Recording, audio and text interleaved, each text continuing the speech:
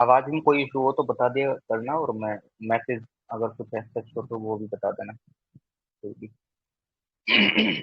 मैं लैपटॉप में देख लिया करूंगा। तो चलिए, पीडी 365 साइंस एंड टेक की देख लेते हैं। वही न्यूज कितना अप्रैल से दिसंबर तक रहती है, इसका अपडेटेड मटेरियल निकलता है, जो कि अपडेटेड मटेरियल की पहली फाइल आ चुकी है, जो कि शायद जैन से मार्च तक का कवर होगा, उसमें फरवरी तक का जो भी है।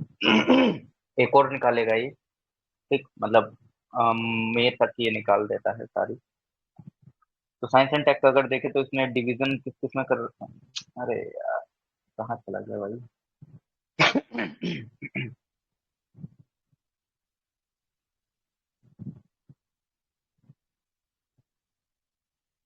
तो एक तो अगर हम देखते हैं तो इसमें बायोटेक्नोलॉजी काफी अच्छे से देखने को मिलेगा, आईटी एंड कंप्यूटर, ठीक।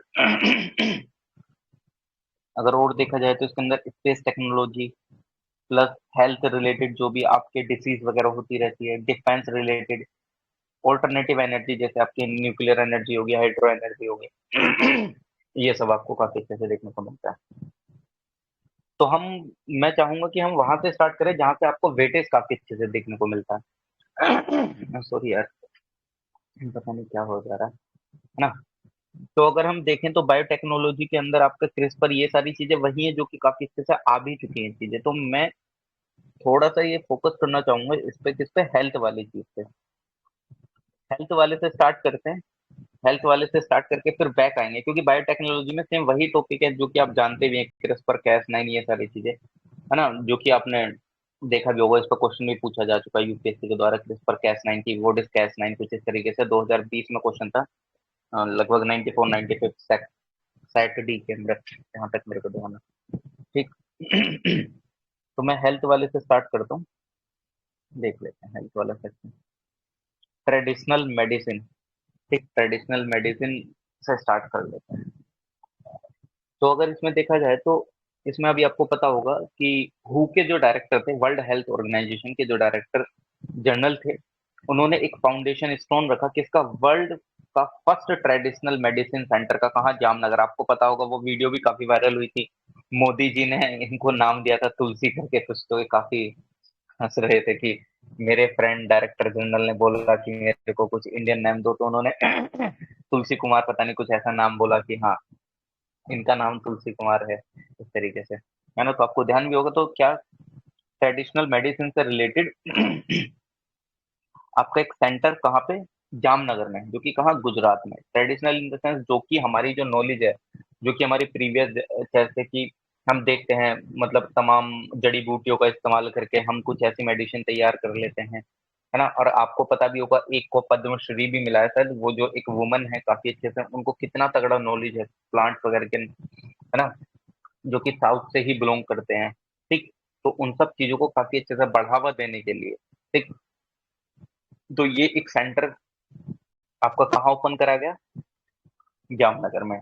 तो अगर देखते हैं वर्ल्ड ट्रेड ऑर्गेनाइजेशन के अकॉर्डिंग ट्रेडिशनल मेडिसिन क्या होता है, वर्ल्ड ट्रेड ऑर्गेनाइजेशन, यहाँ पे WHO आना चाहिए, ठीक। Traditional medicine is the sum of the knowledge skill and practice based on the theories belief and experiences indigenous to different culture for treatment of physical and mental illness. मतलब basically उनके according वही traditional medicine वही है जो कि आपके जो पीछे जो भी आप जिस भी थ्योरी में बिलीव करते हो, या आपका कोई भी एक बिलीफ सिस्टम है, या आपने एक्सपीरियंस के तौर पे तमाम जड़ी बूटियों का या अलग अलग सॉल्यूशंस का यूज करके जो आपने एक किसी बीमारी को खत्म करने के लिए एक ऐसी मेडिसिन तैयार करी है इंडिजीनियसली, अलग अलग कल्चर्स में अलग अलग चीजें। जैसे कि आप देखते हैं, मैं एक एग्जांपल देता हूँ कि लक्ष्मण जी को जब बाण लगा था तो हनुमान जी पूरा पहाड़ उठा के लेके आए थे, तो उनको जड़ी बूटियों के थ्रू काफी अच्छे से, मतलब उनको जीवित कर लिया गया था, है ना। एक वैसे ही एग्जांपल मैं दे देता हूँ, ठीक। तो उस तरीके की चीजों को बढ़ावा देना जो कि काफी अच्छे से हमारे लिए मतलब कारगर साबित हो सकते हैं। तो वर्ल्ड हेल्थ ऑर्गेनाइजेशन के अकॉर्डिंग भी इसकी डेफिनेशन यही कहती है। अब पता है, अब आप बोलेंगे कि हाँ चलो ठीक है, इसके अकॉर्डिंग ये कहती है तो हमारे लिए अभी क्यों इंपॉर्टेंट है, ये मेंस में इंपॉर्टेंट रोल प्ले कर देती है। क्यों इंपॉर्टेंट रोल प्ले कर देती है, बिकॉज जिस टाइम पे आप वहां पे डेफिनेशन लिखेंगे और उसमें आपने लिख दिया अकॉर्डिंग टू WTO, तो आपकी डेफिनेशन को एक वजन मिल जाता है। तो इससे ये पता चल जाता है कि भाई आप जो है ना हवाई बातें नहीं कर रहे हैं, यानी कि आप जानते हैं चीजों को। जिस टाइम पे हवाई बातें होती है तो कौन कौन बिलीव करेगा भाई? ठीक है, आप अपने अकॉर्डिंग कह रहे हैं इन सब चीजों को, तो ये मेंस के पर्सपेक्टिव से काफी अच्छी चीज है। ठीक, इस चीज को प्रमोट करने के लिए इंडियन गवर्नमेंट के द्वारा क्या क्या करा गया है, क्या क्या नहीं करा गया, अगर आप जानते हो तो एक आयुष मिशन चालू करा गया था, आयुष मेडिकल सिस्टम गवर्नमेंट के द्वारा। चैंपियन सर्विस सेक्टर स्कीम चालू करी गई थी, मेडिकल वैल्यू ट्रेवल, मतलब एक तरीके से मेडिकल मेडिकल टूरिज्म चालू करा गया था आयुष से रिलेटेड, कि एक तरीके से इनको काफी अच्छे से बढ़ावा दिया जाए, इधर उधर फैलाया जाए चीजों को, है ना, जो कि हमारे एक्सपीरियंसेस से पास या जितने भी हैं। ठीक, एक आयुष एक्सपोर्ट प्रमोशन काउंसिल भी बनाई गई, जिसको एईपीसी के नाम से जाना जाता है। ठीक, एक आयुष स्वास्थ्य योजना चलाई गई। ठीक, और एक आपकी आयुष इंफॉर्मेशन सेल चलाई गई अलग अलग कंट्रीज में, जो कि एक ऑथेंटिक इंफॉर्मेशन कलेक्ट करेगी और वो बताएगी कि हाँ ये चीज आप यूज कर सकते हैं डिफरेंट डिफरेंट कंट्रीज की। ठीक, तो ये हमारी इंडियन गवर्नमेंट के द्वारा भी रखा गया है। ठीक है ना, तो इसको ध्यान रखिएगा, जो प्रीलिम्स रिलेटेड हमारे लिए चीजें इंपॉर्टेंट है।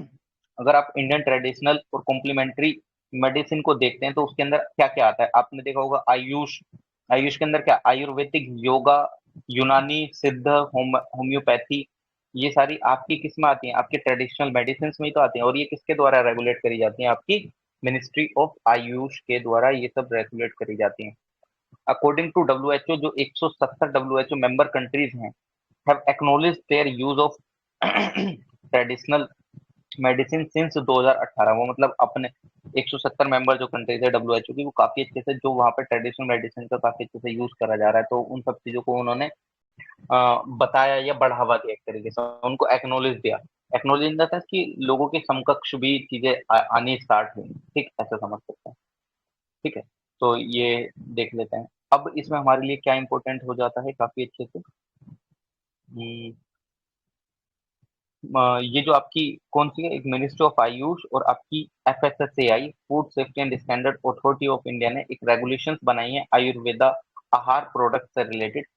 अब इसमें हमारे लिए जो जो की हाइलाइट्स हैं उनको देख लेते हैं, क्योंकि इतना डिटेल में हमारे लिए, क्योंकि बोलते हैं ना पीडी 365 भी आजकल एग्जॉस्टिव आने लगे बहुत ज्यादा यार, इतना इन्फॉर्मेशन लिख देता है कि सबको ये होता है कि हाँ ये भी जरूरी, ये भी इतना भी जरूरी नहीं होता, जो चीजें हैं वही देखनी जरूरी होती है, वरना बहुत एग्जॉस्टिव हो जाता है, सारी चीजें याद रखने लगोगे तो नहीं होगा। ठीक, मतलब बेसिकली उसने बोला कि एक तरीके से मैं इसका आपको एक ओवरऑल सिनेरियो बता देता हूँ, इतना डिटेल में ना जाइए, उसमें काफी अच्छा है। उसने बोला कि जो आप मैन्युफैक्चरिंग करेंगे और जो मार्केटिंग करेंगे आयुर्वेदिक आहार प्रोडक्ट्स के, उनमें काफी अच्छे से आप एफएसएसआई के जो रूल्स हैं उनको काफी स्ट्रिक्टली फॉलो करिएगा। ऐसा नहीं कि आप उसमें मिलावट करके चीजों को करें। ठीक, आपको प्रायर अप्रूवल लेना पड़ेगा एफएसएसआई से। ठीक, रेगुलेशन 2017 के तहत कि हाँ ठीक है, आप जो ये आयुर्वेदिक आहार बना रहे हैं वो ठीक है कि नहीं है, आपको उस पर एक स्पेशल लोगो बनाना पड़ेगा। आयुर्वेदिक आहार से रिलेटेड एक स्पेशल लोगो होगा जो कि आपके प्रोडक्ट पे दिखाया जाएगा। ठीक, आयुर्वेदिक आहार इंक्लूड नहीं करता है आयुर्वेदिक ड्रग्स और मतलब एक तरीके से आयुर्वेदिक मेडिसिन और मेडिसिनल प्रोडक्ट, मतलब ये जो आयुर्वेदिक आहार है ना, आहार इन द सेंस जो आपके खाने वाली इन द सेंस की चीजें हैं। ठीक, तो बेसिकली उसको ध्यान रखिएगा, जो आयुर्वेदिक आहार के अंदर इंक्लूड नहीं होती हैं आपके आयुर्वेदिक ड्रग्स और आपके आयुर्वेदिक मेडिसिन। ठीक, आयुर्वेदिक आहार इन द सेंस की जो आपकी रोजमर्रा वाले जो चीजें, जो कि जस्ट लाइक जैसे कि न्यूट्रिशियस चीजें पहुंचाने में, या जो आप फूड खाते हैं जैसे कि, है ना, उन सब चीजों से रिलेटेड। तो आयुर्वेदिक आहार का मतलब ये नहीं है कि आप आयुर्वेदिक मेडिसिन से भी समझ जाएं, तो इसको थोड़ा सा ध्यान रख लेना, क्योंकि ये थोड़ा सा स्पेशली मेंशन्ड पॉइंट भी है। ठीक, आयुर्वेदिक आहार will not include Ayurvedic drug. ठीक, इसको ध्यान रखिएगा। बाकी ऐसा एक ट्रेडिशनल नॉलेज डिजिटल लाइब्रेरी करके बनाई गई। ठीक, मतलब बेसिकली उसमें आप काफी अच्छे से अपनी नॉलेज वगैरह से रिलेटेड जो भी, जिसमें भी आपका एक क्या हो एक्सपर्टीज हो, चाहे आयुर्वेदिक, यूनानी वगैरह, वो सारी चीजें आपकी उसमें काफी अच्छे से शेयर होंगी ग्लोबली, मतलब कॉन्टिनेंटल वाइज एक तरीके से, है ना, तो इसको ध्यान रखिएगा। बाकी ऐसा इसमें इतना कुछ नहीं है, और ये प्लस कॉन्टिनेंटल वाइज काफी चीजें शेयर होंगी। ओके, एक आपका pharmacopoeia commission for India medicine and homeopathy है, इसको देख लेते हैं इसका क्या काम होता है। ये एक सबॉर्डिनेट ऑफिस है मिनिस्ट्री ऑफ आयुष के अंदर, जो कि आपका रजिस्टर्ड हो रखा है सोसाइटी सोसाइटी रजिस्ट्रेशन एक्ट 1860 में। ठीक, ये बेसिकली इसका ऑब्जेक्टिव क्या है कि एक तरीके से इंडियन मेडिसिन और ये होम्योपैथी से रिलेटेड चीजों को इन द सेंस क्या करता है, ये सेंट्रल ड्रग टेस्टिंग एक तरीके से एजेंसी का काम है, एक तरीके से ऐसे समझ लीजिए। ये जो आपकी ट्रेडिशनल मेडिसिन होती हैं, चाहे होम्योपैथिक या अदर चीजें, उनके काफी अच्छे से वो मानक फॉलो कर रहे हैं सारी चीजों के कि नहीं कर रहे हैं, उन सब चीजों से रिलेटेड ये मॉनिटरिंग करता है, ऐसा समझ लो, है ना। स्टैंडर्ड ऑफ ड्रग कैसा है, क्या वो सही से ट्रीटमेंट दे पा रहा है चीजों के लिए, नहीं दे पा रहा है, उसको ऐसा समझ सकते हैं। ये जो PCIM&H है, ये कोलेबोरेशन हुआ WHO के साथ, है ना, जो कि मतलब in the sense south east Asia region में, और उसने काफी अच्छे से वहां पे प्रोग्राम वगैरह चलाए इन सब चीजों से रिलेटेड, क्या ट्रेडिशनल प्रोडक्ट से रिलेटेड, कि आपको भी इन सब चीजों पर फोकस करना चाहिए। किसके साथ मिलके? WHO के साथ मिलके साउथ ईस्ट एशिया वाले रीजन में ट्रेडिशनल प्रोडक्ट्स को काफी अच्छे से वैल्यूएबल बनाने के लिए वहां पे काफी प्रोग्राम्स भी कराए, ठीक, इसको ध्यान रखना। और अगर आप देखेंगे तो ये एक ऑटोनोमस इंस्टीट्यूशन भी है, मतलब एक आपका Indian pharma commission, Indian pharmacopoeia commission है, ठीक, जो कि आपका एक ऑटोनोमस इंस्टीट्यूशन है ministry of health and welfare के अंडर में, ठीक। ये भी सेम इसी तरीके का काम करते हैं, बस थोड़ा सा बॉडी ये आपकी किस में आती है, ministry of health and family welfare के अंडर में आती है, और वो जो आती है मिनिस्ट्री ऑफ आयुष के अंदर में आती है, ठीक। और अगर आप आगे देखें, कौन सा ट्यूबरक्यूलोसिस आपको अभी पता है, ये अभी वर्ल्ड टीबी डे मनाया गया था, वो कौन से दिन में था, उसको आप मेंशन कर सकते हैं, कौन सी तारीख में था। अभी रिसेंटली क्या हुआ है, WHO ने एक रिलीज करी है guidance, national strategic planning for tuberculosis, मतलब ट्यूबरक्यूलोसिस को एलिमिनेट करने के लिए कुछ गाइडलाइन इशू करी गई है, इस तरीके से ध्यान रख लीजिए, ठीक। सबसे पहले हम टीबी के बारे में जान लेते हैं, फिर उसके बाद चीजों को देखेंगे। अगर आप देखें तो टीबी एक बैक्टीरिया, रखना, अगर लिख दिया ना प्रीलिम्स में कि TB is caused by virus, TB is caused by fungus, ठीक, तो ध्यान रखना टीबी आपकी बैक्टीरिया के द्वारा होती है, माइकोबैक्टीरियम ट्यूबरक्यूलोसिस के नाम से जाना जाता है उस बैक्टीरिया को, ठीक। और ये काफी अच्छे से आपके लंग्स पे इफेक्ट करता है ना, तो इसको ध्यान रखिएगा। पल्मोनरी टीबी, दो तरीके के टीबी होते हैं, एक तो पल्मोनरी टीबी, एक होता है extra pulmonary TB. Pulmonary TB आपके इफेक्ट करता है आपके फेफड़े को काफी अच्छे से, और एक्स्ट्रा पल्मोनरी टीबी आपके इफेक्ट करता है लंग्स को और अदर ऑर्गन्स को भी, ठीक, तो इसको ध्यान रखिएगा।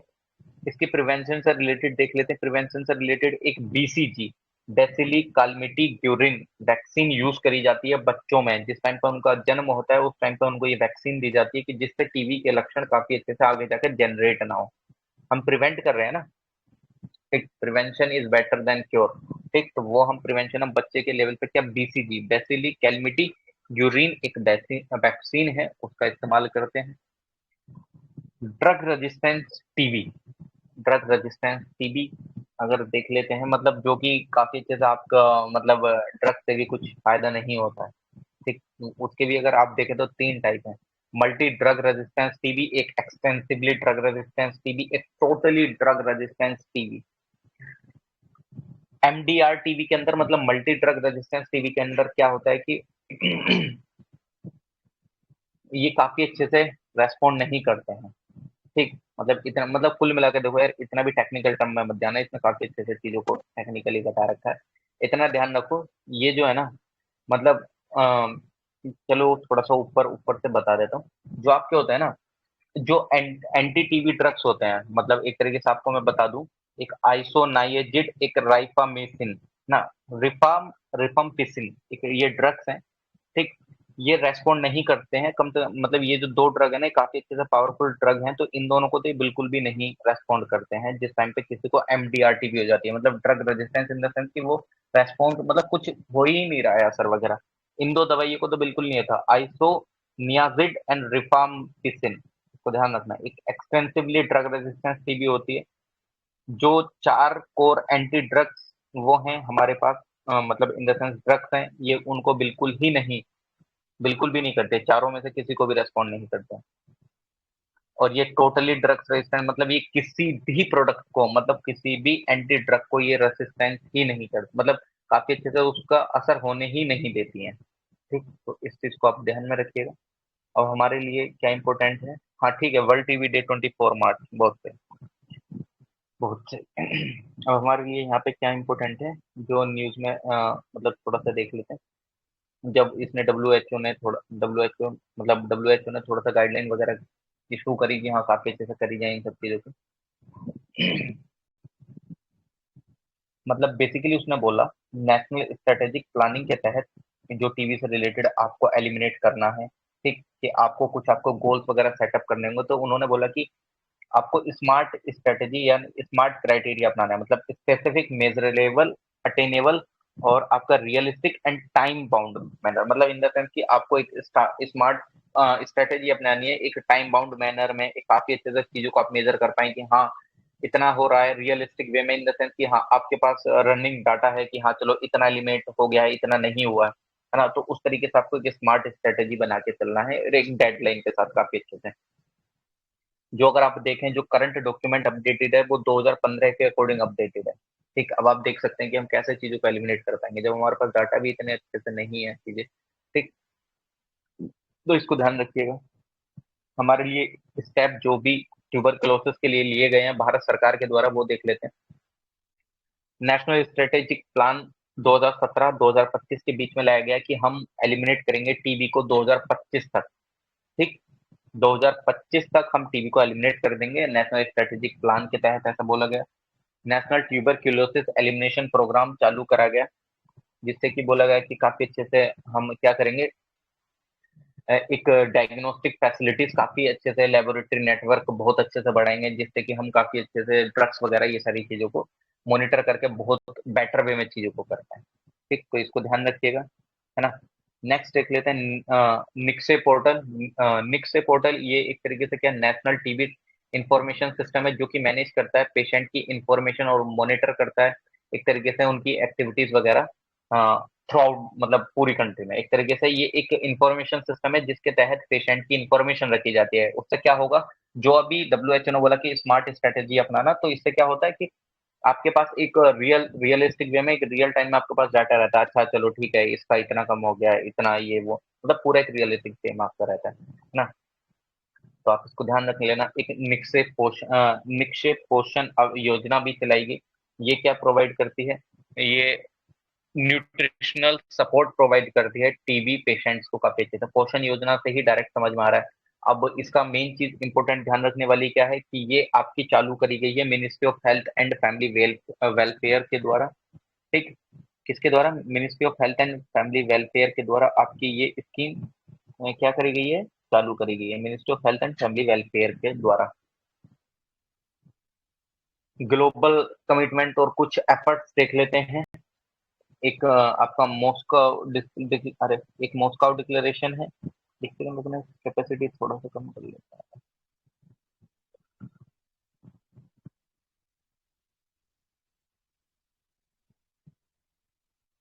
एक मॉस्को डिक्लेरेशन है 2017। ठीक, एक आपका WHO एंड टीवी स्ट्रेटेजी, एक find treat all hashtag and TV देख लेते हैं। मॉस्को डिक्लेरेशन 2017 में बोला गया कि काफी अच्छे से अकाउंटेबिलिटी बढ़ानी है और एंड करना है टीबी को 2030 तक। WHO एंड टीबी स्ट्रेटेजी अपनाई गई कि एक तरीके से क्या करना है, हमें टीबी के इंसिडेंट्स को रिड्यूस करना, उनकी डेथ को भी एक तरीके से। Free free treat all hashtag TB campaigning वगैरह भी चलते हैं हैशटैग एंड टीबी करके, ठीक, जिससे कि काफी अच्छे से सपोर्ट करा जाए, है ना, चीजों को। तो ध्यान रखना, देखो इतनी भी चीजें एग्जॉस्टिव वे में इंपॉर्टेंट नहीं, अब इसमें इतना कोई नहीं पूछने वाला, जो करंट डेवलपमेंट हो रखे हैं उनके बारे में बहुत अच्छे से पूछेगा, बट हाँ पता होना चाहिए। क्यों, क्योंकि हमको भले से 100 क्वेश्चन ना यूपीएससी में, बट 400 ऑप्शन के बारे में कुछ ना कुछ जरूर पता हो, है कि नहीं। तो ये चीज ध्यान रखना। एंटी माइक्रोबियल रेजिस्टेंस, एक बार ये बता दीजिए मेरी आवाज आ रही है कि नहीं, टाइप कर दीजिएगा अगर कोई नहीं बोल पा रहे हैं तो, मैं मैसेज देख रहा हूँ। ओके, ठीक, धन्यवाद आप लोगों का। Okay, anti microbial resistance AMR देख लेते हैं। रिसेंटली WHO के द्वारा ग्लोबल एंटी माइक्रोबियल रेजिस्टेंस से रिलेटेड, मतलब इन द सेंस समझ सकते हैं, एक सर्वेलेंस सिस्टम या एक रिपोर्ट तैयार करी गई है, ये रिपोर्ट प्रस्तुत करी गई है। AMR इन द सेंस क्या कि लोग इतनी दवाई वगैरह खा लेते हैं, फिर मतलब मान लो कि उनको बुखार है, 200 200 300 300 400 400 500 mg की दवाई ले रहे हैं एक टाइम पे। उनको अगर छोटा सा भी थोड़ा सा भी बुखार होता है तो उनको 500 mg की दवाई भी असर करना कम कर देती है, फिर वो 1000 mg पे पहुंच जाते हैं, और 100 200 की तो तुम छोड़ ही दो, मतलब फिर उनको दुगनी डोज लेनी पड़ती है। आप समझ रहे हो कि कोई एक नॉर्मल इंसान 100 200 mg में सही हो जा रहा है, और एक इंसान इतनी दवाई खाता था कि उसका अब शरीर में दवाई का असर होना ही खत्म हो गया, अब उसको 200 हजार एमजी की दवाइयाँ लग रही हैं। तो आप समझ सकते हो कि उसके अंदर से, शरीर के अंदर से क्या-क्या चीज़ें, मतलब ऑब्वियसली बात है यार, खराब ही होनी स्टार्ट हो जाएँगी। तभी तो बोलते हैं कि दवाई इतनी नहीं खानी चाहिए। जिस टाइम पे ज़रूरत हो, तब आराम से लीजिए। एक ब बुखार है, 1 दिन आराम से देखिए, या 1 डेढ़ दिन अगर देख सकते हैं, तो दूसरे दिन आराम से दवाई लेना चाहिए। पैरासिटामोल खा के अगर हो जा रहा है, ठीक है ना? तो चीज़ें ठीक है, देख लेते हैं। डब्ल्यूएचओ ने रिलीज़ करी है एक सर्वेलेंस सिस्टम रिपोर्ट, तो देख लेते हैं गिलास करके ये क्या है? इसका बेसिकली क्या एम है? हाँ, मतलब बेसिकली क्या करना, कलेक्ट करना, चीज़ों को एनालिसिस करना और एक स्टैंडर्ड अप्रोच अपनाना किसी एक कंट्री में, जिससे कि एएमआर को कम करा जाए। मतलब लोगों में ये जो एएमआर जनरेट हो रहा है, उस तरीके की चीज़ों को थोड़ा कम करा जाए। अब वो हम डाटा कलेक्ट करके, एनालिसिस करके, वो सब चीज़ें करके काफ़ी अच्छे से कंट्री वाइज़ कंट्री तभी तो अच्छे से कर सकते हैं, है ना? ऐसा थोड़ी कर सकते हैं, तो ध्यान रखना। 2022 क्लास रिपोर्ट पहली बार, मतलब इसने क्या करा है? इसने पहली बार एंटीबायोटिक कंजम्पशन से रिलेटेड नेशनल लेवल पे इस तरीके की रिपोर्ट प्रस्तुत करी है। ठीक, ये पहली बार ऐसा हुआ है, गिलास रिपोर्ट जो कि इस तरीके की आई है डब्ल्यूएचओ के थ्रू। ठीक, इसके अंदर जो पैथोजेंस और जो इन्फेक्शन कवर्ड हैं, वो मैं बता देता हूँ। अगर नाम ध्यान रह जाए तो ठीक है, नहीं रह पाए तो कोई भी दिक्कत नहीं है, बट थोड़ा बहुत एक आइडिया रहे।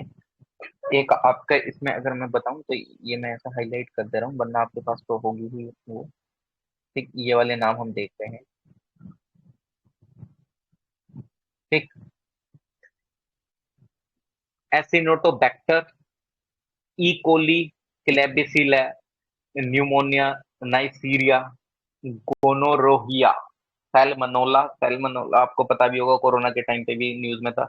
सिगेला, स्टेफिलोकोकस ओरियस, स्ट्रेप्टोकोकस, न्यूमोनिया। ठीक, मतलब ये इस तरीके के पैथोजेंस इन्होंने अपनी रिपोर्ट के अंदर कवर करे हैं। ठीक, नाम ध्यान रहे, ठीक है भाई, ये नाम ध्यान रहने वाले ऐसे नहीं है, बस हाँ ठीक है, थोड़ा बहुत पता हो। तो ये मैंने आपको वैसे बता ही दिया है कि एएमआर क्या होता है ना? ये जो एक तरीके से एएमआर एक एबिलिटी होती है किसी माइक्रो ऑर्गेनिज्म की, जैसे बैक्टीरिया, वायरस या कुछ अदर पैरासाइट्स, कि वो दवाई का असर करना खत्म कर देते हैं आपके अंदर, है ना? ठीक, तो इसको ध्यान रख लेना। हमारे लिए आगे इम्पोर्टेंट क्या है, कुछ इनिशिएटिव्स इम्पोर्टेंट है हमारे लिए, जो कि एएमआर से रिलेटेड लिए गए हैं। ग्लोबल देख लेते हैं, ग्लोबली, एक सेकेंड। 2015 के टाइम, जिस टाइम पे वर्ल्ड हेल्थ असेंबली होती है, उस टाइम पे एएमआर से रिलेटेड ग्लोबल एक्शन प्लान बनाया गया था। यार एक सेकेंड,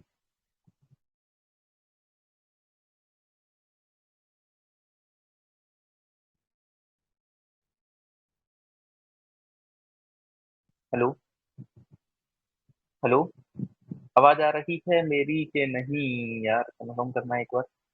हाँ सर, नो, आवाज आ रही है। नो, अभी आ रही है? आ ओके, रही है सर। ठीक, बहुत, चलिए बहुत सही। हाँ, तो मैं आगे चीज़ों को बता रहा था। ग्लोबली एक ग्लोबल एक्शन प्लान अडॉप्ट करा गया था डब्ल्यूएचओ के द्वारा, एफएओ के साथ मिलकर काफी अच्छे से वन हेल्थ करके एक अप्रोच स्टार्ट करी गई। ठीक, है ना?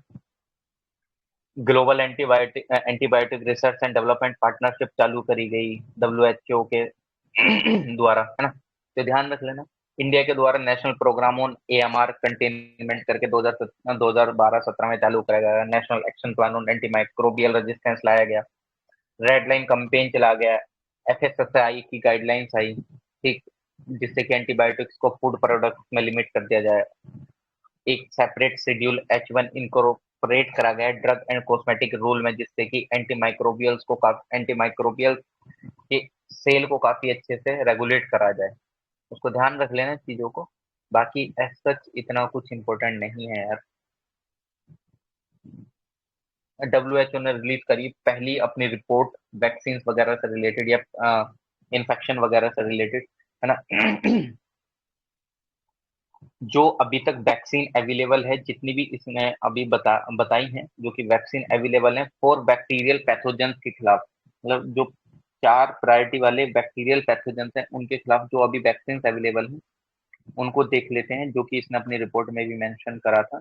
ठीक, तो मैं उसका थोड़ा-सा ऐसे करके दिखाना पड़ेगा, वरना यार आपके पास पीटी 365 होगी तो आप काफ़ी अच्छे से दिखते होंगे चीज़ें। मैं ऐसे इसको बता देता हूँ, मैं अभी इसको करूँगा। ये वाला पॉइंट है जो मैं बता रहा हूँ। वैक्सीन जो कि अवेलेबल हैं 4 बैक्टीरियल पैथोजेन्स के खिलाफ कौन-कौन सी हैं आपकी? न्यूमोकोकल डिसीज़ के खिलाफ, ठीक, HIV, haemophilus influenza type B, tuberculosis के खिलाफ, टाइफाइड फीवर के खिलाफ आपकी कुछ वैक्सीन अभी एप्लीकेबल हैं। लेकिन जो ये वीसीजी वैक्सीन है ना जो हम बच्चों को देते हैं तो वो 100% ये नहीं है कि वो टीबी से प्रोटेक्ट ही कर पाए, बट हाँ, prevention is better than cure. कि ओके ठीक है 100% नहीं कर पाएंगी बट 90% तो कर ही देती है ना। अगर टीबी वाली वैक्सीन थोड़ी इतनी इफेक्टिव नहीं है तो जो 100% चांस होते हैं किसी चीज के तो उसका रिड्यूस तो कर ही देती है। ठीक, इसको ऐसे ध्यान रखिएगा। सेल्फ एम्पलीफाइंग मैसेंजर आरएनए, ठीक। एक self amplifying messenger RNA vaccine develop करी गई ARCT 154 किसके द्वारा? यूएस के द्वारा, ये उसकी ऑर्गेनाइजेशन है कोई सी, आर्क्यूरस थेराप्यूटिक्स होल्डिंग, ठीक, जो कि काफी अच्छे से अपना रिजल्ट प्रूफ कर रही थी कि हाँ कोविड-19 के खिलाफ हम काफी अच्छे से चीजों को कर रहे हैं, ठीक। तो हमारे लिए यहाँ पे इम्पोर्टेंट क्या बन जाता है क्या नहीं, पहले वो देख लेते हैं, क्योंकि इसमें ऐसा कि यार वैक्सीन तो हर एक कंट्री की आ रही है, आरएनए के खिलाफ, कोरोना के खिलाफ तमाम आई है ना। तो लेकिन हमारे लिए क्या इम्पोर्टेंट हो जाता है वो देखना हमारे लिए जरूरी हो जाता है।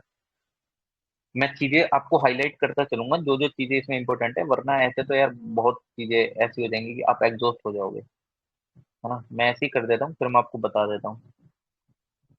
अगर मैं बताऊं तो आरएनए वैक्सीन के बारे में, तो आरएनए वैक्सीन जो आपकी यूज करती हैं वो आपके वायरस का यूज करती हैं, ठीक, वायरस का यूज करती हैं। और बेसिकली इन द सेंस अगर आप देखते हैं तो ये जो मतलब जो आपने देखी होगी एमआरएनए वैक्सीन जिसको बोलते हैं, कौन कौन सी वैक्सीन आपने इंडिया में देखी थी एमआरएनए वाली? फाइजर, मोडरेना वगैरह, ये तमाम आपकी एमआरएनए वैक्सीन है, ठीक। जो एक तरीके से जो कोरोना वायरस के स्पाइक जो होता है ना उसके प्रोटीन को यूज करते हैं, मतलब कुल मिला के आपकी बॉडी में एक डेड कोरोना छोड़ा जाता है ना, जिससे कि क्या होता है आपके शरीर में इम्यूनिटी डेवलप करी जाती है उसके खिलाफ, ठीक, ऐसा समझ सकते हैं।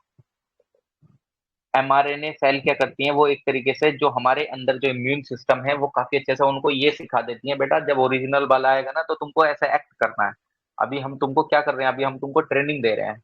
ऐसे ही तो होता है ना इंडियन आर्म फोर्सेस में, कहीं पे भी आईएएस वगैरह में जाए तो लबकना आपको बोलते हैं कि ठीक है हम आपको ट्रेनिंग दे रहे हैं, आपको मेन फील्ड में जब जाना होगा तो आपको ये चीजें टैकल करनी होगी, और फिर अच्छे से बंदा कर भी पाता है जिस टाइम पे वो पहुंच जाता है जिस तो सेम एमआरएनए भी बोल एमआरए उन सबको जाके सिखाती है कि जिस टाइम पे ओरिजिनल वाला आएगा ना तो तुमको अटैक करना है, ठीक, तो वो उनको सिखा देता है जाके, इस तरीके से समझ लो, है कि नहीं।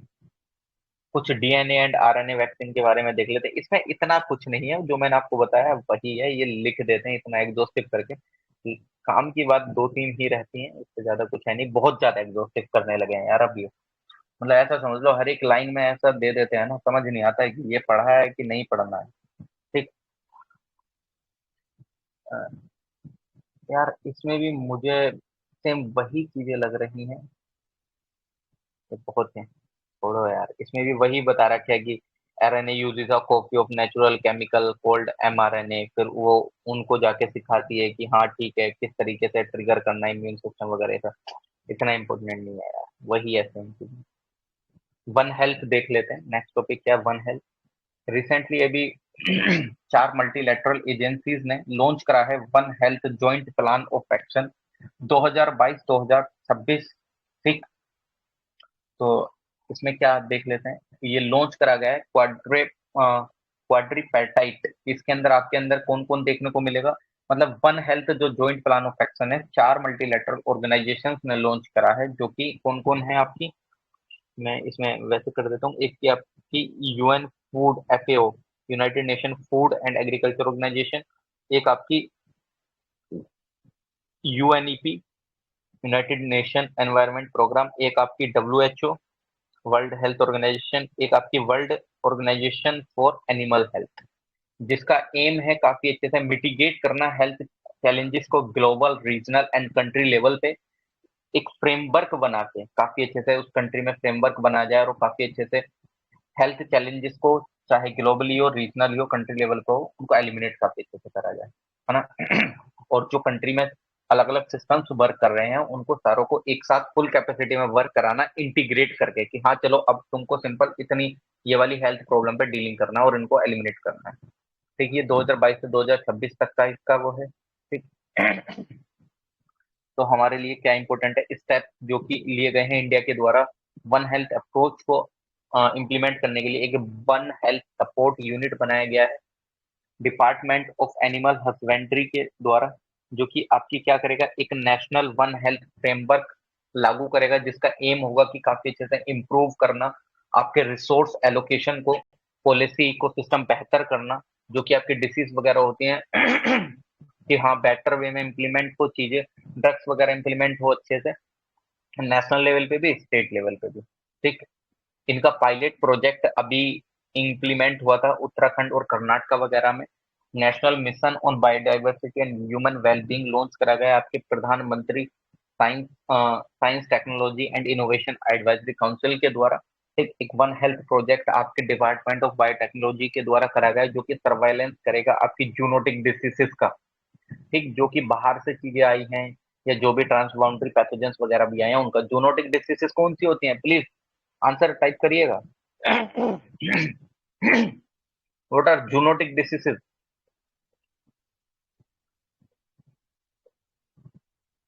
एनिमल टू ह्यूमन एग्जैक्टली, ठीक, बहुत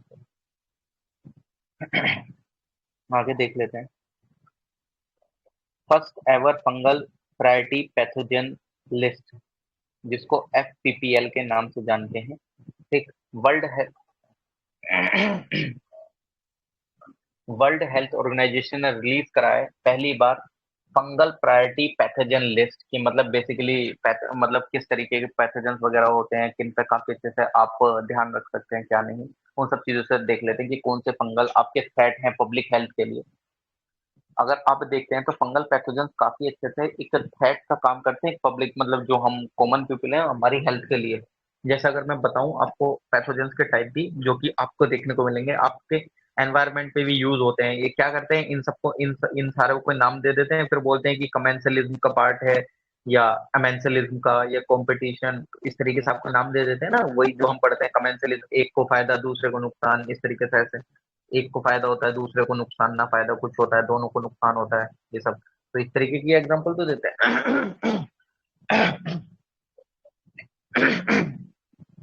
अगर आप पैथोजेंस देखते हैं जो कि लिविंग है तो पैरासाइट्स देखने को मिलता है जो कि प्रोटोजोआ आपको देखने को मिलता है, फंगी देखने को मिलता है, प्रोकैरियोट देखने को मिलता है। नॉन लिविंग में आपका क्या आ जाता है वायरस, भाई वायरस का तो पता ही नहीं वो कहाँ से आ जाता है कहाँ से नहीं, वो तो नॉन लिविंग है भाई, कुछ नहीं समझ आता कि वो कहाँ से कब घुस गया कहाँ क्या करा। तो ये काफी अच्छे से एक थ्रेट है पब्लिक हेल्थ के लिए, ठीक। तो हम देख लेते हैं चीजों को।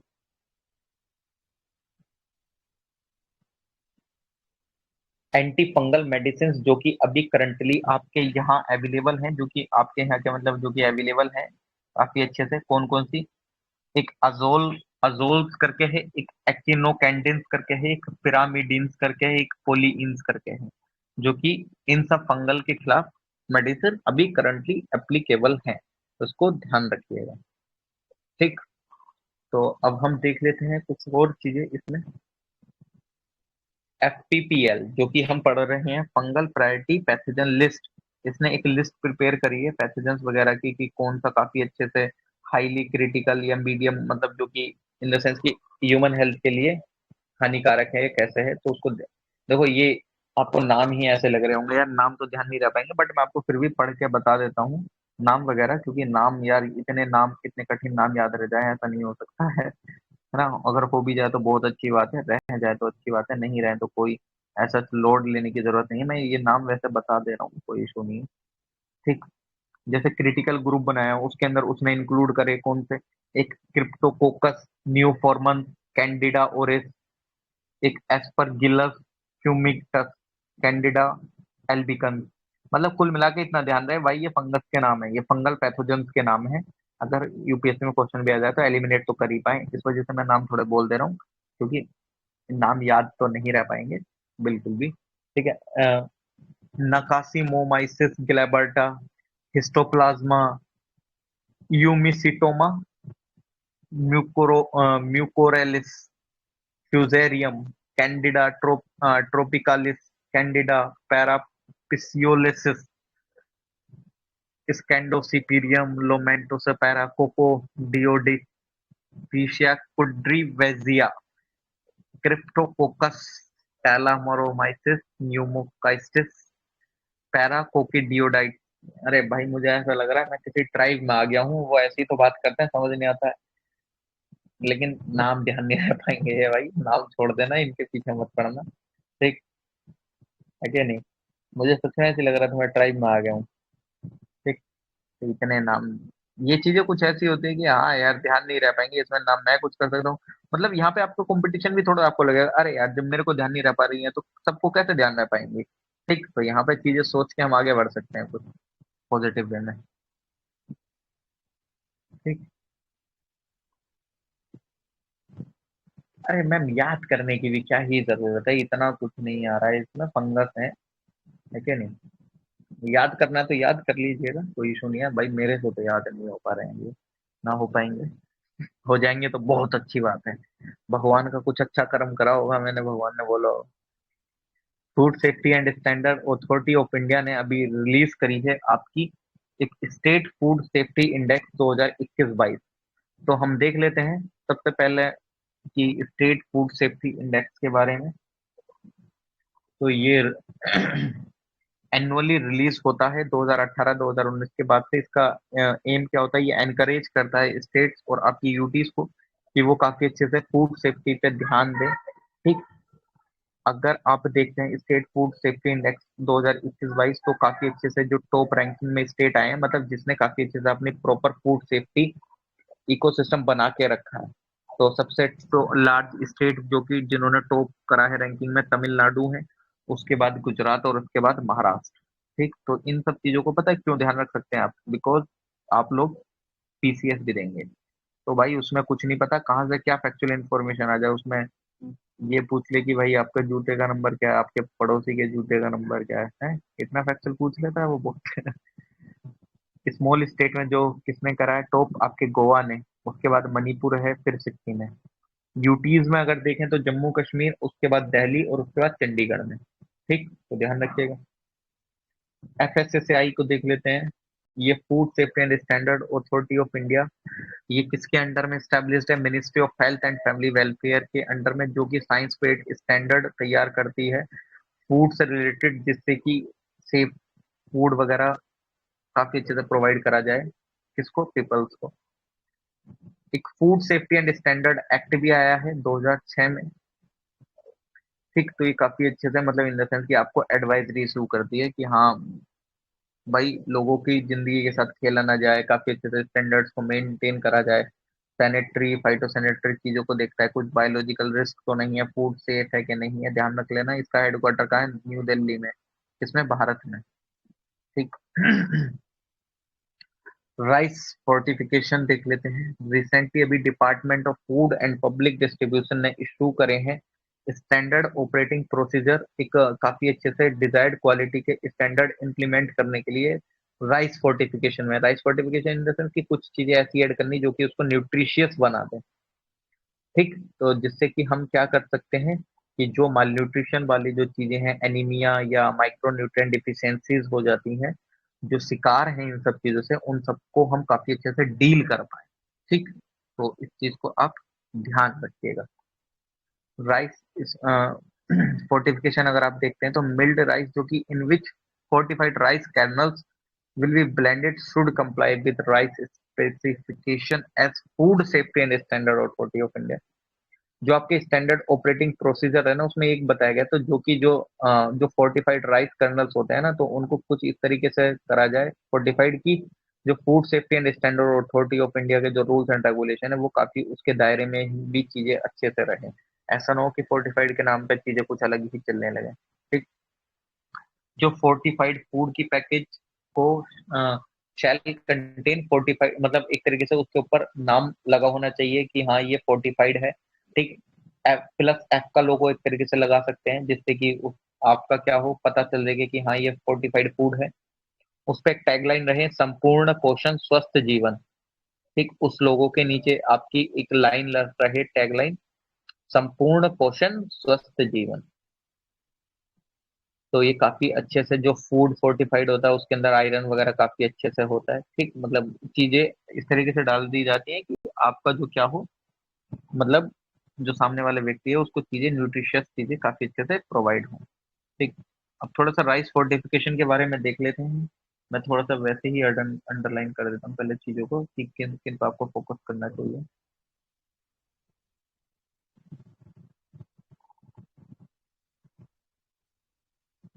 ठीक, तो देख लेते हैं। अगर आप फोर्टिफिकेशन की बात करते हैं, ये प्रोसेस है कि आप माइक्रो न्यूट्रिएंट्स अपने राइस में ऐड करते हैं। जब राइस में फोर्टिफिकेशन हो जाता है तो उसके अंदर काफी अच्छे से न्यूट्रिएंट कौन कौन से, iron, folic acid, vitamin B 12 और कुछ other, zinc, vitamin A, thiamine, riboflavin, niacin, pyridoxine, ये काफी अच्छे से food and safety standard authority regulation के नियम अनुसार चीजों को एक बैलेंस्ड वे में उन चीजों को ऐड करा जाता है, ऐसा समझ सकते हैं। ठीक, जो आपका फोर्टिफाइड, वही मैंने बोला क्या क्या होता है, iron, folic acid, vitamin B 12 वगैरह। ठीक, और काफी अच्छे से माइक्रो न्यूट्रिएंट, ये zinc, vitamin A, vitamin B 1, vitamin B 2, vitamin B 3, vitamin B 6। ठीक, इसमें टेक्नोलॉजी का यूज करा जाता है काफी अच्छे से माइक्रो न्यूट्रिएंट को आपके राइस में ऐड करने के लिए। ठीक, अब किन टेक्नोलॉजीज के थ्रू यूज करा जाता है मैं उनको ओवरव्यू दे देता हूँ वैसे ही। एक कोटिंग एंड एक्सट्रैक्शन होती है, एक डस्टिंग होती है, डस्टिंग वाली। तो डस्टिंग में अगर आपको देखा जाए तो जो राइस ग्रेन के सरफेस पे इलेक्ट्रोस्टैटिक फोर्स का यूज करते हुए उन सब चीजों को ऐड करा जाता है, मतलब माइक्रो न्यूट्रिएंट्स को ऐड करा जाता है। ये कुछ लिमिटेड न्यूट्रिएंट प्रोटेक्शन प्रोवाइड करती है, क्योंकि अगर एक बार चावल धुल गए, ठीक, तो फिर वो जो है वो फिर निकल जाती हैं चीजें। ठीक, तो इसमें कुछ लिमिटेशन भी है। एक कोटिंग एंड एक्सट्रैक्शन करा जाता है, ये 2 स्टेप प्रोसेस है। इसमें पहले कोटिंग करी जाती है, ठीक, टेक्नोलॉजी मतलब कुछ इस तरीके से मशीनों का इस्तेमाल करके। ठीक, फिर उसके बाद इसमें से इसके अंदर अ, मतलब फिर नॉन फोर्टिफाइड राइस के साथ इसको ब्लेंड करा जाता है, 0.5% के रेशियो, 0.5% टू 2% के रेशियो से। मतलब पहले उसके ऊपर, ऐसा समझ लीजिए, टेक्नोलॉजी के थ्रू उस पर कोटिंग करी जाती है। फिर उसके ऊपर वो जो नॉर्मल फोर्टिफाइड राइस होता है उसको लगाया जाता है, किस रेशियो में, 0.5 से लेकर 2% के रेशियो में। ठीक, और जो इंडिया में जो राइस फोर्टिफाइड होता है वो एक्सट्रूजन टेक्नोलॉजी के थ्रू होता है, जो सेकंड वाली थी, है ना, तो इसको ध्यान रखना। बाकी ओरल रिहाइड्रेशन सॉल्यूशन, ओआरएस, आप बोलते हैं ना, अरे भाई चक्कर आ रहे हैं यार, दिक्कत हो गया ये वो, ओआरएस पी ले भाई, ऐसा बोलते हैं ना कि भाई ओआरएस पी ले यार। ठीक, तो वही देख लेते हैं, ओरल रिहाइड्रेशन सॉल्यूशन। ठीक, उससे पहले ये चीज बताओ, मेरी आवाज आ रही है कि नहीं आ रही है? जी सर, आ रही। आ रही है ना? चलिए सही है। हाँ, आ रही। बोर तो बोर तो नहीं हो रहे हैं ना?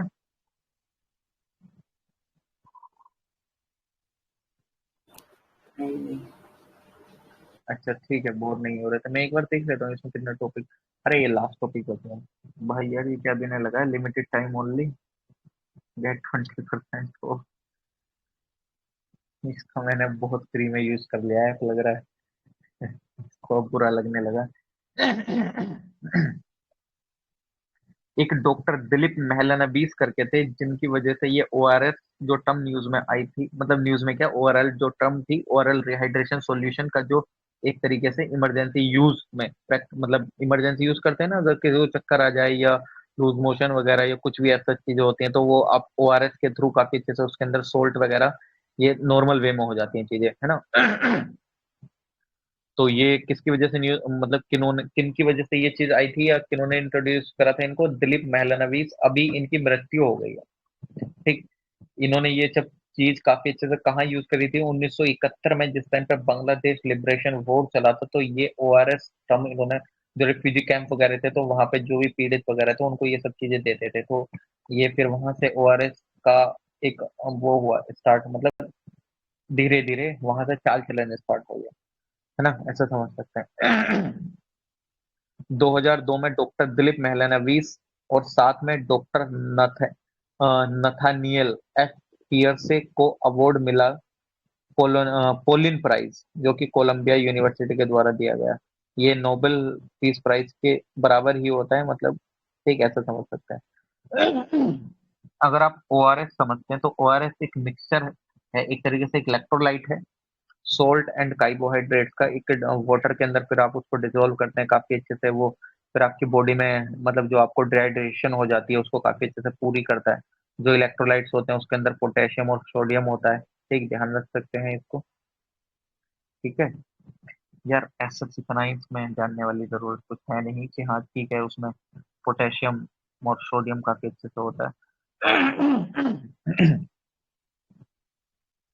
और चलिए ठीक, कोई इशू नहीं।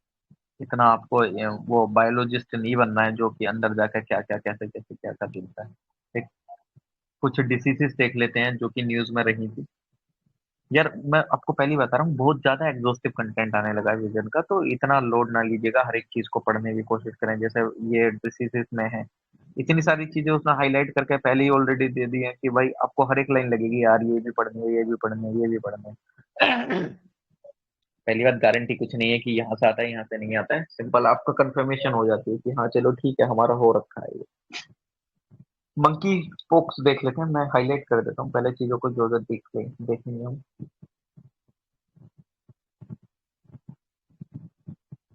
ये देखेंगे ह्यूमन पेपिलोमा वायरस, एफेस्टिन वन virus, zombie virus, Marburg virus जैसी। ये तो अभी रिसेंटली में भी न्यूज में थी यार, अभी डेथ वगैरह हुई थी तंजानिया में। ठीक, तो मंकी पॉक्स के बारे में देख लेते हैं, है ना? अभी रिसेंटली ये क्यों न्यूज में थी, डब्ल्यू एच ओ ने रिकमेंड करा है मंकी पॉक्स के लिए न्यू नेम एम पॉक्स। ठीक, मतलब उसने मंकी पॉक्स को एम पॉक्स के नाम से वो करा है। और मंकी पॉक्स एक जूनोटिक डिसीज है जो कि वायरस के द्वारा होती है, जो कि वायरस बिलोंग करता है ऑर्थोपॉक्स वायरस जीनस की कैटेगरी से। ठीक, ऑर्थोपॉक्स जीनस वायरस इंक्लूड करते हैं आपके वैरोला वायरस, जो कि एक तरीके से आपके स्मॉल पॉक्स वगैरह होते हैं, वो वैरोला वायरस होते हैं एक तरीके से। मतलब वो किसके जीन है, ऑर्थोपॉक्सी वायरस के ही जीन है। एक काउपॉक्स वायरस होता है, एक वैक्सीनी वायरस होता है। ठीक, ये डिस्कवर हुआ था आपका कब, 1958 में, एक ट्रॉपिकल रेन फॉरेस्ट वाले एरिया में, सेंट्रल एंड वेस्ट अफ्रीका में। ये एनिमल टू ह्यूमन ट्रांसमिशन होता है, तभी तो ये जूनोटिक डिसीज है ना? ये डायरेक्ट कॉन्टेक्ट से भी होता है, ब्लडी जो फ्लूड, बॉडीली फ्लूड और म्यूकोसल लीशन के द्वारा ये इन्फेक्टेड एनिमल के आप टच वगैरह में आ जाते हैं, तो उससे भी आपको ये काफी अच्छे से हो जाता है। ह्यूमन पेपिलोमा वायरस आपका क्या, countries first quadrivalent human papilloma virus vaccine approve for market authorisation. मतलब एक वैक्सीन बनाई गई है ह्यूमन पेपिलोमा वायरस के खिलाफ। ठीक, इसके द्वारा सीरम इंस्टीट्यूट ऑफ इंडिया के द्वारा।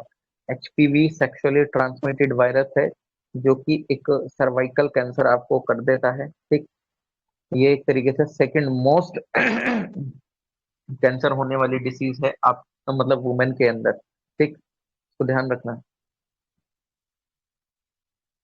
लेकिन ऐसा बोला जाता है कि ये जो सर्वाइकल कैंसर है इसको काफी अच्छे से एलिमिनेट कर दिया जा सकता है इफ अगर जो मतलब गर्ल्स को प्यूबर्टी अटेन करने से पहले एचपीवी वैक्सीन दे दी जाए ग्लोबली, तो ये सर्वाइकल कैंसर को एलिमिनेट करा जा सकता है, ऐसा बोलते हैं, है ना? ये जो वैक्सीन तैयार करेगी है, अगर ये दे दी जाए तो सर्वाइकल कैंसर के होने वाले कारणों को ग्लोबली हटा दिया जा सकता है, अगर कोई किसी मतलब गर्ल को अगर प्यूबर्टी अटेन करने से पहले ये दे दी जाती है वैक्सीन वगैरह। एप्स्टीन वोर वायरस रिसेंट स्टडी एक हुई थी। ठीक, ये जो मतलब ये जो कैंसर है, ये जो ईवीवी वायरस, ये जो ईवीवी वायरस ये क्या करता है, ये कैंसर करता है और प्लस आपके जो सेंट्रल नर्वस सिस्टम है और ब्रेन कैंसर है, ये काफी अच्छे से इस तरीके के डिसीजेस को फैलाता है। ठीक। आईआईटी इंदौर के द्वारा इसमें काफी अच्छे से स्टडी करी गई थी। ठीक। ये ह्यूमन पॉपुलेशन में काफी अच्छे से लार्जली प्रेजेंट है, तो इसको ध्यान रखिएगा। सेकेंड है जोम्बी वायरस। जोम्बी वायरस एक अगर आप देखेंगे, अगर आप इसको देखते हैं तो काफी अच्छे से zombie virus is virus emerge due to thawing of permafrost as global temperature is rising. आपको पता है जब हम पढ़ रहे थे क्लाइमेट वगैरह, तो परमाफ्रोस्ट अगर पिघलता है तो वहां से तमाम तरीके की बीमारी आएंगी। जैसे हम बोलते हैं कि मीथेन का मीथेन वगैरह भी काफी अच्छे से हो जाएगी एनवायरनमेंट में। और जैसे कि अगर आप देख रहे हैं तो ग्लोबल टेम्परेचर राइज हो रहा है, ग्लोबल टेम्परेचर राइज हो रहा है तो आपका जो परमाफ्रोस्ट है वो काफी अच्छे से पिघल रहा है। जब पिघलेगा तो तमाम तरीके की वायरस लेके आएगा, तो उनमें से one of the virus zombie virus भी है। ठीक। तो इसको ध्यान रखिएगा। और अगर मैं नेक्स्ट देखूं, नेक्स्ट में अगर क्या देखने को मिलता है मेरे को जोम्बी वायरस के अलावा, मारबर्ग वायरस डिसीज, जो कि घाना में रिपोर्ट करी गई थी, पहला इस तरीके का केस एमबीडी का। ये इन्फेक्शियस होती है काफी अच्छे से, मतलब फीवर वगैरह काफी अच्छे से होता है, और जो फैटेलिटी रेशियो इसका 88% है। ये पहली बार आइडेंटिफाई करी गई थी 1967 में जर्मनी में, मारबर्ग एंड फ्रैंकफर्ट में, जिसकी वजह से इसका नाम मारबर्ग वायरस डिसीज पड़ा। ये सेम इबोला वायरस की फैमिली से बिलोंग करता है। ये जो फ्रूट बैट होती हैं, पेट्रो पेट्रोडिडा फैमिली की, वो काफी अच्छे से इन सब बीमारियों को फैलाती हैं। कौन? फ्रूट बैट काफी अच्छे से। ठीक। फ्रूट बैट के द्वारा ही फैलाया जाता है ये ह्यूमंस में। ह्यूमन टू ह्यूमन ट्रांसमिशन ये फ्रूट बैट के ही द्वारा अच्छे से करा जाता है। ठीक। तो इसको ध्यान रखिएगा। एक अफ्रीकन स्वाइन फीवर है जिसको एएसएफ के नाम से जाना जाता है। अभी इस वायरस के केसेस रिपोर्ट करे गए थे बिहार में। ये हाईली कंटेगियस है और डेडली वायरल डिसीज है। ये काफी अच्छे से आपके पिग्स को, वाइल्ड बोअर को इफेक्ट करता है बहुत, है ना। इसको ध्यान रखिएगा। ये ह्यूमन हेल्थ के लिए तो इतना वो नहीं है थ्रेट, बट ये काफी अच्छे से जो जानवर है पिग वगैरह में काफी अच्छे से ये कॉमन है। और ये ट्रांसमिट भी नहीं हो सकता है पिग से ह्यूमन में, because it's not a zoonotic disease. अभी तक इस तरीके से कोई भी एक इफेक्टिव वैक्सीन नहीं आई है इसके खिलाफ। ये पहली बार रिपोर्ट कराया गया था इस तरीके का फीवर 2019 में। ठीक। तो इसको ध्यान रखिएगा। आगे मैं अगर बात करूं, टोमेटो फ्लू फीवर, लंपी, अरे यार, व्हाइट स्पॉट सिंड्रोम, कोको, ये देखेंगे, इनको देख लेते हैं, बाकी अदर डिसीजेस को कल देख लेंगे। एक टोमेटो फ्लू, मतलब टोमेटो फ्लू या टोमेटो फीवर के नाम से जाना जाता है। ये रिपोर्ट करा गया था आपके केरला, तमिलनाडु और हरियाणा और उड़ीसा से। ये काफी अच्छे से फीवर वगैरह करता है, जोड़ों में दर्द होता है काफी अच्छे से, और काफी अच्छे से टमाटर की तरह लाल लाल एक तरीके से आपके रैशेस पड़ जाते हैं। ठीक। ये काफी अच्छे से आपको चिल्ड्रंस में देखने को मिलता है जिनकी उम्र 5 साल से कम होती है, या जो अडल्ट होते हैं जिनकी इम्यूनिटी बहुत कम होती है। ये वायरस के थ्रू होता है। ये काफी अच्छे से इसके सिम्टम्स आपको कोविड 19 की तरह ही देखने को मिलेंगे, बट ये रिलेटेड नहीं है सार्स कोव 2 से। कभी इसको आप ऐसे लगा लो कि ये भाई सार्स कोव 2 से रिलेटेड है, सार्स कोव 2 से रिलेटेड नहीं है। अभी तक इसका कोई भी ट्रीटमेंट अवेलेबल नहीं है। ठीक। एक लंपी स्किन डिसीज, आपको पता है ये काफी अच्छे से न्यूज में देखने को मिलती है। Recently lumpy ProVacInd vaccine develop करी गई है आईसीएआर के द्वारा। ठीक। ये काफी अच्छे से, मतलब इन द सेंस ये कैटल वगैरह को प्रोटेक्ट करा जाए, क्योंकि कैटल में ही तो होती है ना ये लंपी स्किन डिसीज। धब्बे धब्बे से थोड़े से वैसे हो जाते हैं, ऐसा समझिएगा। मतलब टिक वगैरह की तरह कीड़े वगैरह से, मतलब ऐसा समझ लीजिएगा, इंसेक्ट वगैरह लग जाते हैं। तो ये वेक्टर वोन पॉक्स डिसीज है, जैसे चिकन पॉक्स वगैरह इस तरीके से हो जाते हैं, तो उस तरीके से ये भी एक वेक्टर वेक्टर वोन पॉक्स डिसीज है, जो कि आपकी होती है कैपरी पॉक्स वायरस के थ्रू। और ये काफी अच्छे से लाइव स्टॉक में एक थ्रेट निकल के आती है। ठीक। अगर आप देखें तो ये जेनेटिकली रिलेटेड है आपके गोट पॉक्स से, सीप सीप पॉक्स वायरस फैमिली से। ठीक। ये आपके जो कैटल होते हैं या बफेलो वगैरह होती हैं, उन सबको काफी अच्छे से ये इम्पैक्ट करती है। ये क्या करते हैं, उनका खून चूसते हैं ये। अगर उनमें हो जाए तो ये जो जान, मतलब लंपी स्किन डिसीज के अंदर, ठीक है, ये जो जितने भी वेक्टर वगैरह होते हैं उनका खून चूसना वगैरह चालू कर देते हैं, और आप देखेंगे कि वो बहुत जानवर दुबले पतले हो जाते हैं। ये एंडेमिक किस कंट्री की डिसीज है? ये अफ्रीकन कंट्रीज की एंडेमिक डिसीज है, मतलब ये वहीं पे ही काफी अच्छे से होती है अगर देखा जाए तो। है ना। तो इसको ध्यान रखिएगा। पहली बार एलएसटी लंपी स्किन डिसीज हमारे यहाँ 2019 में देखने को मिली, वो भी कहाँ से, उड़ीसा के अंदर आपको देखने को मिली।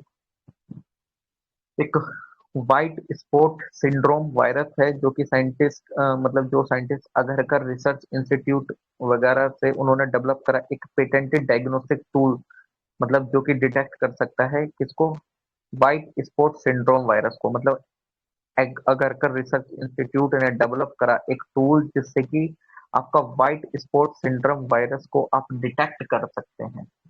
ठीक, तो आप इसको ध्यान रखिएगा। तो आगे देख लेते हैं इसमें। ये DNA based highly contagious viral infection है जो कि आपको कई, मतलब इसमें काफी अच्छे से मोर्टेलिटी देखने को मिलती है। ये आपके काफी अच्छे से क्रैब वगैरह, मतलब ये जो इन वायरस है वो इन्फेक्ट करता है आपके क्रूस्टेशियंस को, मतलब जो कि आपके क्रैब वगैरह समुद्र के किनारे, लोबस्टर, प्रॉन्स, जो फिशली मछली वगैरह देखने को मिलती है उनमें काफी अच्छे से देखने को मिलता है ये। ठीक, अभी तक इसका इस तरीके से कोई भी ट्रीटमेंट अवेलेबल एज सच नहीं है। एक पोर्किन वायरस करके आपको देखने को मिलेगा। पोर्किन वायरस बेसिकली अगर आप देखते हैं, अभी आपने देखा होगा ना, ये एनिमल टू ह्यूमन ट्रांसप्लांटेशन हुआ जिसको क्या बोलते हैं, जीनो ट्रांसप्लांटेशन, है ना। अभी उनकी जब ट्रांसप्लांटेशन तो चलो अच्छे से हो गया था, लेकिन उनकी डेथ हो गई थी। और पोर्किन वायरस उनके अंदर पाया, मतलब उनमें पाया गया कि अ, जो उनकी डेथ हुई है वो पोर्किन वायरस की वजह से हुई है। ये एक हेर्पस वायरस है जो कि काफी अच्छे से बॉडी में मतलब through out the body generate हो जाता है, चाहे मतलब इन द सेंस अगर आप देखते हैं ये काफी अच्छे से आपको इम्पैक्ट करता है ना। ये इस तरीके के वायरस आपको पिक्स वगैरह में देखने को मिलते हैं। तो ये जो इनके अंदर ऑर्गन ट्रांसप्लांट करा गया था वो पिग से ही करा गया था, तो जो ये पोर्किन वायरस है ये पिग्स वगैरह में काफी अच्छे से देखने को मिलता है। तो लगा कि ये जो पिग्स का ट्रांसप्लांट करा गया तो उसकी वजह से उनकी डेथ हो गई है ना, क्योंकि ये वायरस काफी अच्छे से इन सब पिग्स वगैरह में बहुत अच्छे से पाया जाता है। ठीक, तो इसको ध्यान रख लिएगा। और एक कैनिन डिस्टेम्पर है। गुजरात बायोटेक्नोलॉजी रिसर्च सेंटर ने पहली बार मतलब कंप्लीट कराया first trial canine distemper virus से रिलेटेड, है ना। जो कि पहली मतलब एशियाटिक लोयन के लिए एक वैक्सीन है। ये कैनिन डिस्टेम्पर को होता है पैरामैक्सी पैरामैक्सी वायरस के थ्रू, है ना। और ये फैल सकता है आपके फ्लूड के कारण, है ना, या इन्फेक्टेड यूरिन या ब्लड या सलाइवा के कारण। ये अटैक करता है आपके रेस्पिरेटरी सिस्टम को, इंटेस्टिनल को, नर्वस सिस्टम को, पपीज को, डॉग्स को। बट ये trans but can be transmitted to lions, tiger, leopards and other wild cat as well as seal. मतलब ये काफी अच्छे से, ये जो वायरस है ना ये काफी अच्छे से आपको लॉयन, टाइगर, लियोपार्ड वगैरह में देखने को मिलता है। और ये इम्पैक्ट करता है उनके respiratory, gas, nervous system, gastro intestinal system वगैरह, इन सबको बहुत अच्छे से। और इससे रिलेटेड अभी कोई क्योर भी नहीं है। Acute encephalitis syndrome, acute encephalitis syndrome अगर आप देखते हैं, ठीक, ये एक्यूट फीवर, ये एक तरीके से आपके मेंटल स्टेटस वगैरह में आपको काफी अच्छे से मतलब अटैक करता है, एक तरीके से ऐसा समझ लीजिए। ये जो चिल्ड्रन वगैरह होते हैं, जो यंग अडल्ट होते हैं, उनमें काफी अच्छे से आपको देखने को मिलता है ये, है ना। तो ध्यान रख लेना है। और बेसिकली अगर आप देखें तो ये काफी अदर सोर्सेस के थ्रू भी देखने को मिल जाता है ना।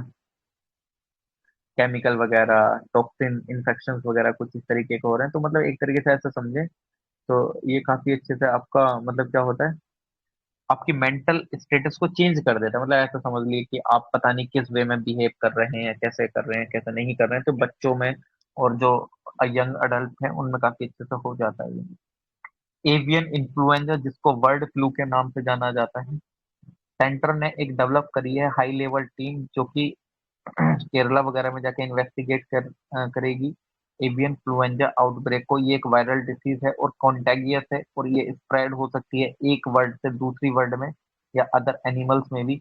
ये कोज होती है आपके इन्फ्लुएंजा टाइप 1 वायरस के थ्रू, और ये अफेक्ट करती है आपके पोल्ट्री वर्ड्स को, जैसे कि आपके चिकन्स हो गए, ये जो होते हैं ना पोल्ट्री फार्मिंग में आप देखते होंगे जो छोटे छोटे उनको पालते हैं, तो उनको काफी अच्छे से ये फैलता है बर्ड फ्लू। ठीक, अगर आप देखते हैं तो ये काफी अच्छे से ह्यूमन को भी अफेक्ट कर देता है, ये डायरेक्ट कॉन्टेक्ट में आने के कारण ये बर्ड फ्लू इंसानों को भी हो जाता है। तो आज हमने ये काफी अच्छे से ये जो वायरस की डिसीजेज हैं ये कर लिया, ठीक, ओरल रिहाइड्रेशन सोल्ट, मतलब काफी टॉपिक्स कर लिए, मतलब कम समय में बहुत सही, मतलब ठीक है ना। कितना टॉपिक कर लिया, अभी बचा कितना है वायरस को खत्म होने में, मतलब वायरस क्या है, ये वाला खत्म हो जाएगा, अभी थोड़ा सा बचा है। अदर डिसीज कोई इशू नहीं है।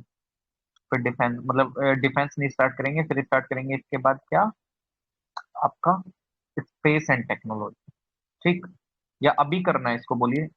अभी करना हो उसको तो बता दीजिए, मैं इसको कर देता हूँ फिनिश,